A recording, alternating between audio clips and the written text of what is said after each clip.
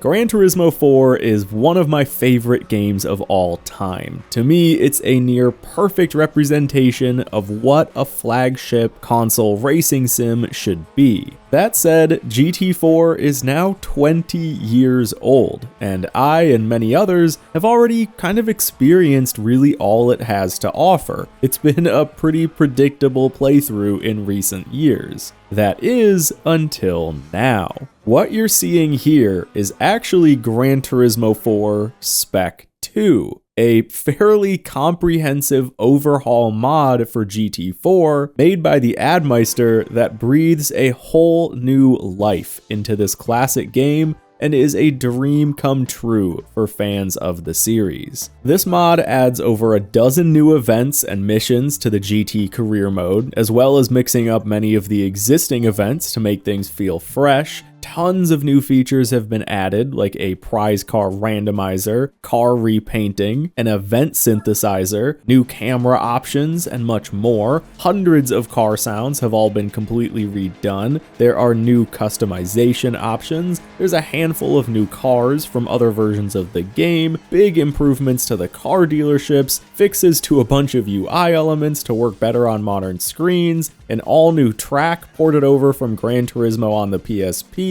and so much more. Spec 2, as the name implies, is kind of a definitive edition, or could even be considered a sort of remaster for Gran Turismo 4. And the best part is that it's done with the utmost respect to the original game. This doesn't really feel like a mod. It doesn't feel hacked together or like you're cheating or breaking the intended gameplay. It just feels like you're playing a better version of the same game you've always loved. Everything seamlessly integrates into the vanilla GT4 experience, and if someone had never played the game before, they wouldn't even know they're playing a modded fan-made overhaul. But for me, as someone who has played this game quite a bit over the past 2 decades, it almost feels like being able to play the game for the first time again. I mean, don't get me wrong, it definitely does still feel familiar. It's not like a big Pokemon ROM hack or something where the game is completely changed. But while playing Spec 2, every few minutes you just notice something a little different. Whether it be a good new car sound for a car you just bought,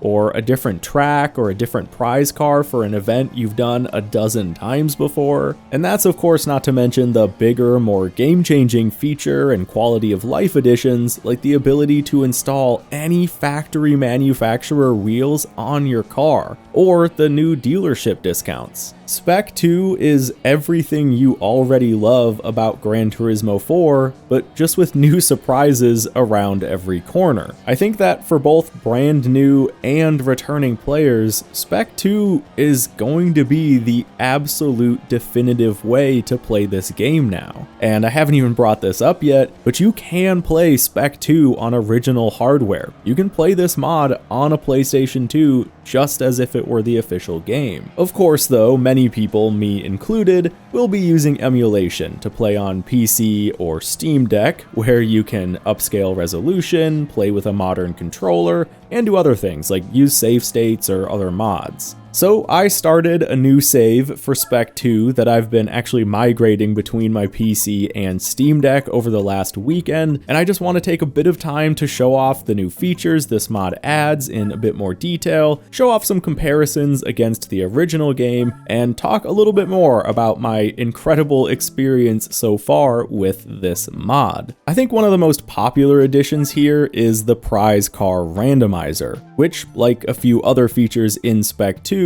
has actually existed as its own mod for quite a while now, but now it's rolled right into Spec 2 as a toggleable option. If you turn this on, prize cars from events are completely randomized, which can make for some very chaotic and fun playthroughs. But for what it's worth, this is just an option, and if you leave it off, the mod does still change a lot of the prize cars. They're just hand-picked instead to be more appropriate rewards for that event. Another massive new addition here is the event synthesizer. This is actually a feature that existed in previous Gran Turismo games, but was removed by the time of GT4. Spec 2 adds this back. And what it does is generate randomized races with selectable difficulty based on the car you're currently in, which is a brilliant feature that thoroughly improves the campaign experience. If you want to make money but don't want to grind the same event over and over, or probably more importantly, if you want to use a car that isn't typically viable in the existing event list, the event synthesizer will give you endlessly repeatable races to compete in with good payouts. So it's actually a valuable way to make money the way you want to make it. It might seem like a fairly small addition and is similar to the Family Cup races, but with randomized tracks and good payouts, it does meaningfully alter the gameplay loop and gives you much more freedom and replayability in the career. If you do want more structured events though, Spec 2 does add more than 15 new events to compete in across the various event halls. It also reworks a lot of the existing events with new tracks, new car restrictions, and as I mentioned earlier, new prize cars. So the same old races and championships we've all been doing for the last 20 years have now had a healthy shakeup. Now let's talk a bit more about the cars and customization. Spec 2 adds in a handful of version exclusive cars, adds new paints and variations for some cars, fixes some incorrect physics data on a handful of cars, adds things like engine names and dealership descriptions, and adds new camera options, like the ability to use the GT3 chase camera, which is a bit looser, or enable roof, hood, and interior views. You can also adjust vehicle assists now for all cars using this menu, instead of having to do it for each car individually. New transmission and tire sound effects have been added, and over 400 cars have had their engine sounds improved. Here are just a couple of examples.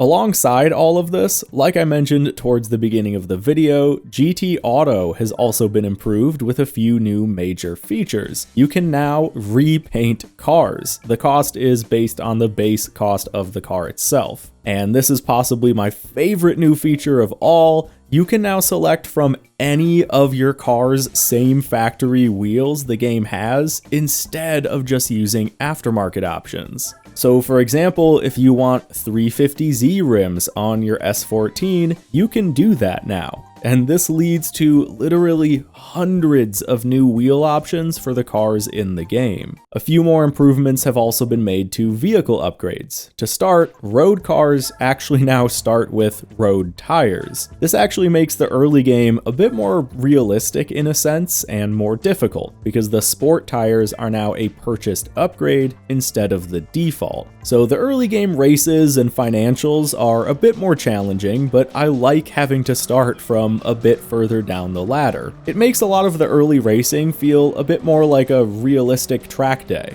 Rally cars also now have dirt and snow tires unlocked by default. There's also now a new full restoration feature that restores your entire car to a brand new state, including the car's mileage. And this, along with the already existing rigidity refresher plan, now scales with your car's value, instead of just being a flat rate. For the car buying experience, new and used dealerships have both gotten some changes. The used dealerships now have some different stock each week, so you have some new choices to pick from, and the new car dealers have been refreshed with a new UI and all new period correct dealership images. And dealerships can now offer occasional discounts on all their models, which is a really fun little extra touch. There are a ton of new, smaller quality of life features all over the game as well. One of my favorites is this new typical opponents button for events that shows you the other cars that you're likely to run into in that championship or race series. This is a super helpful feature for seeing how your car might stack up against the AI opponents. There's also this fantastic new quick menu in the main GT overworld screen that gives you fast access to car tuning, game settings, and any of the locations on the map. There's a handful of new button shortcuts in different areas of the game. You can zoom cars in and out now with R3 in the dealerships and in the garage. You can sort by a lot more options in the garage as well, which is super helpful. And there are just so many other little tweaks and fixes and updates that I haven't even mentioned, but I think this is enough to give you a pretty solid overview of what Spec 2 is, and just how many things it really does add and improve on. If you want to play Gran Turismo 4 again, or for the first time,